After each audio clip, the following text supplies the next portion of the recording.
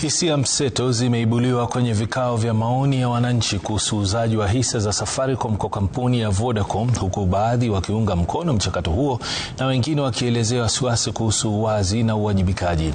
Wananchi katika kaunti za Nakuru na Nyeri wametaka pesa zitakazopatikana kutumiwa kufanikisha maendeleo, wengine wakitaka hisa ziuziwe Wakenya.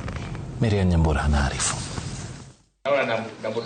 Mchakato wa kusaka maoni ya wananchi kuhusu uuzaji wa 15% ya hisa za serikali za kampuni ya Safaricom uliwavutia wakazi wa Nakuru. Kamati ya pamoja ya bunge kuhusu fedha na mipango na ile ya madeni ya umma na ubinafsishaji ikinakili hisia mseto za wakazi waliofika katika afisi za naibu kamishna.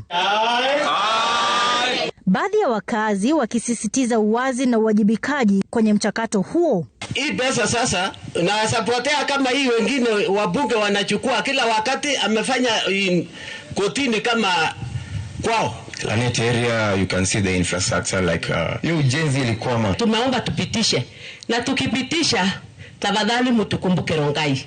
Kuna barabara tumelia sana. If we have to sell shares, then we should not put these shares on the foreigners. If Vodafone will have 55% of the shares, they will just be making decisions. Katika kaunti ya Nyeri, mwanzo wa mchakato huo ulikuwa wa atiati.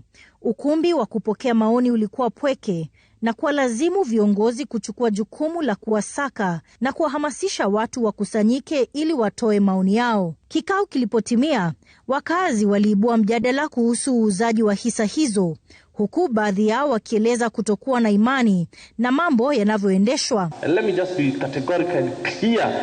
We trust nobody, not even that parliament, because what we have seen for the last 2-3 years is as if these people have ganged up against we the people. How sure can we be as public that these shares will be sold in a daylight time and everybody will be satisfied with what the government will do? Mwenyekiti wa kamati ya fedha bungeni hata hivyo amesema vikao hivi vinavyoendelea katika kaunti 30 ni muhimu na vitaarifu mwelekeo utakaochukuliwa. Tuseme tupitishe kama vile ilivyo, tupitishe with amendments ama to reject.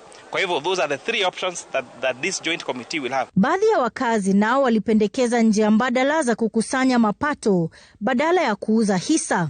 What are the unforeseen risks that we have, for example, in the next 5 years to come, or even currently as a nation, at a time when our data protection commissioner is such a young office?